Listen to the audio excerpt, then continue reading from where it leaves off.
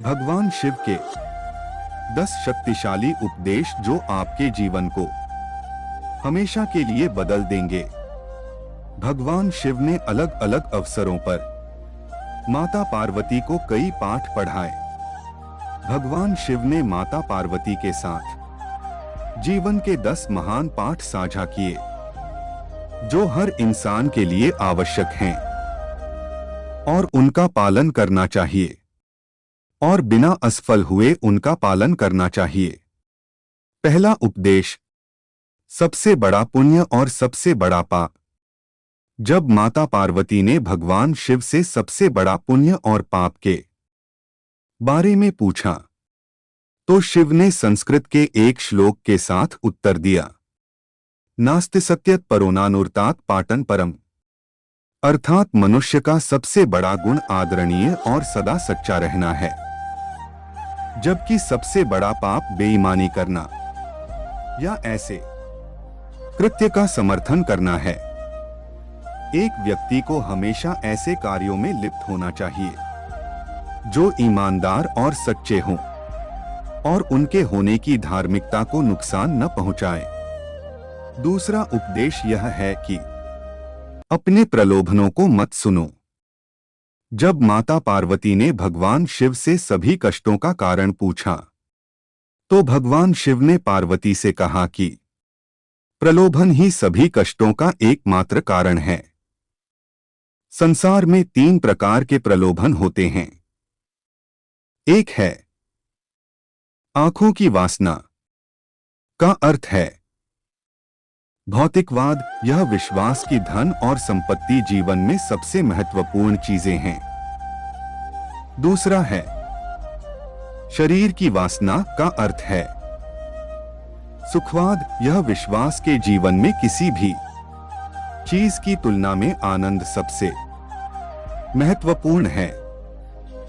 तीसरा है जीवन का गौरव, का अर्थ है अहंकार, अपने बारे में बहुत अधिक सोचना, यह सोचना कि आप किसी और से बेहतर या अधिक महत्वपूर्ण हैं।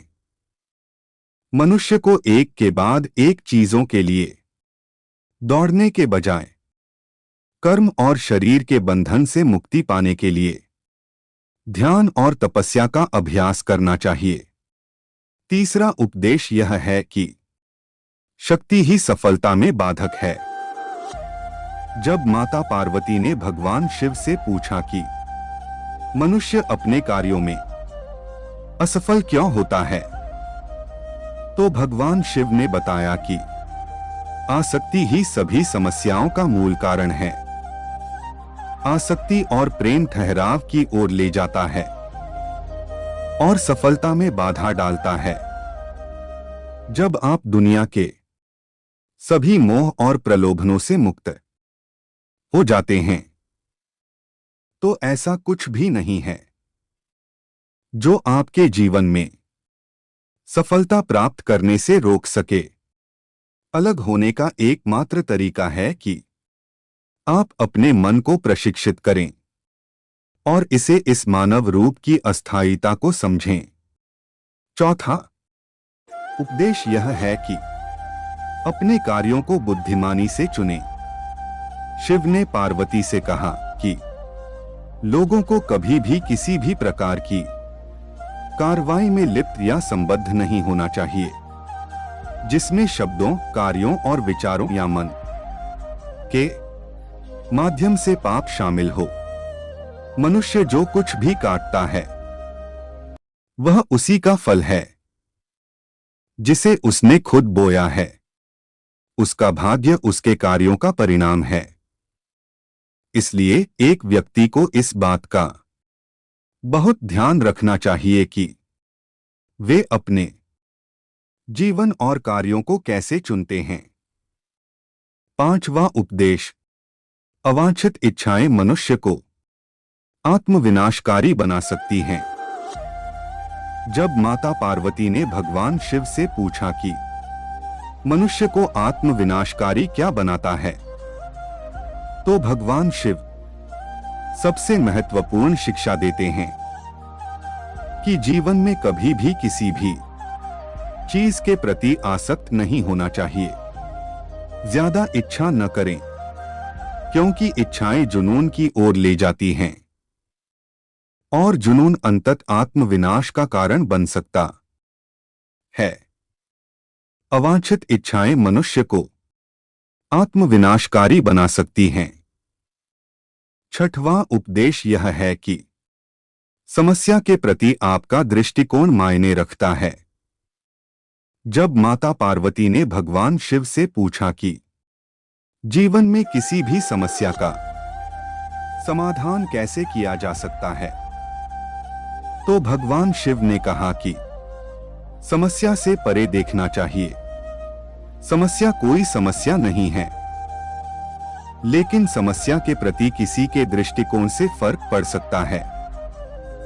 हमें अपने दिमाग को समस्या के समाधान के बारे में सोचने के लिए पर्याप्त समय देना चाहिए और सभी पहलुओं से स्थिति को समझना चाहिए।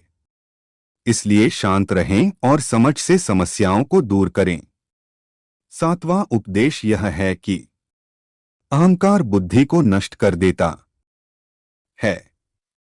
जब माता पार्वती ने भगवान शिव से पूछा कि वह क्या है जो मानव बुद्धि को नष्ट कर देता है, तो भगवान शिव ने बताया कि अहंकार मानस बुद्धि को नष्ट कर देता है। बहुत अधिक अहंकार आपको जिद्दी बनाता है, और जब आप जिद्दी होते हैं तो आप दूसरे लोगों की नहीं सुनते हैं या उनकी सलाह लें। वे लोग जो आपसे बेहतर जानते हैं और शायद अधिक अनुभवी हैं। आपका अहंकार संभावित रूप से आपकी सफलता में बाधा बन सकता है, और यदि आप किसी भी प्रकार के मार्गदर्शन को अस्वीकार करते रहते हैं तो आप खो सकते हैं। भगवान शिव हमें अहंकार के बिना जीवन जीने का उपदेश देते हैं, क्योंकि अहंकार कहीं नहीं जाता है, लेकिन यह आपको स्वयं से दूर ले जाता है। आठवां उपदेश यह है कि भौतिकवादी सुख अधिक समय तक नहीं रहता है। जब माता पार्वती ने भगवान शिव से पूछा कि वास्तविक सुख क्या है और किस प्रकार का सुख अधिक समय तक रहता है और क्या नहीं, तो भगवान शिव ने बताया कि खुशी से जीना इस बात पर निर्भर करता है कि हम अपने आंतरिक जीवन में कैसे हैं। हमारे विचार, भावनाएं, विश्वास और इच्छाएं आध्यात्मिक आयाम होने का अर्थ है आंतरिक शांति की अनुभूति, मन की शांति और हृदय में शांति दोनों। उन्होंने कहा कि भौतिक सुख अल्पकालिक है। यदि आप भौतिकवादी नहीं हैं, तो आप जीवन में कुछ भी नहीं खो रहे हैं। भगवान शिव के शरीर पर लगी राख इस बात का प्रतीक है कि जीवन में सब कुछ अस्थायी है। नववां उपदेश यह है कि एकाग्र मन के लिए ध्यान का अभ्यास करें। जब माता पार्वती ने भगवान शिव से पूछा कि एक केंद्रित मन कैसे हो सकता है, तो भगवान शिव ने कहा कि एक व्यक्ति को डोट ध्यान का अभ्यास करना चाहिए। बहुमुखी स्थितियों से निपटने के दौरान एक ध्यानपूर्ण दृष्टिकोण के साथ वह उन्हें शांत दिमाग से संभालने में सक्षम होगा और विषय के बारे में बेहतर स्पष्टता होगी। 10वां उपदेश यह है कि समय दुनिया की सबसे कीमती चीज है। भगवान शिव को महाकालेश्वर के नाम से भी जाना जाता है, समय के महान देवता। जब माता पार्वती ने भगवान शिव से पूछा कि दुनिया की सबसे कीमती चीज क्या है, तो भगवान शिव ने बताया कि समय ही समय है, दुनिया की सबसे कीमती चीज। इसलिए किसी को भी यह कीमती चीज देने से पहले बहुत सावधान, चयनात्मक और दृढ़ निश्चयी होना चाहिए।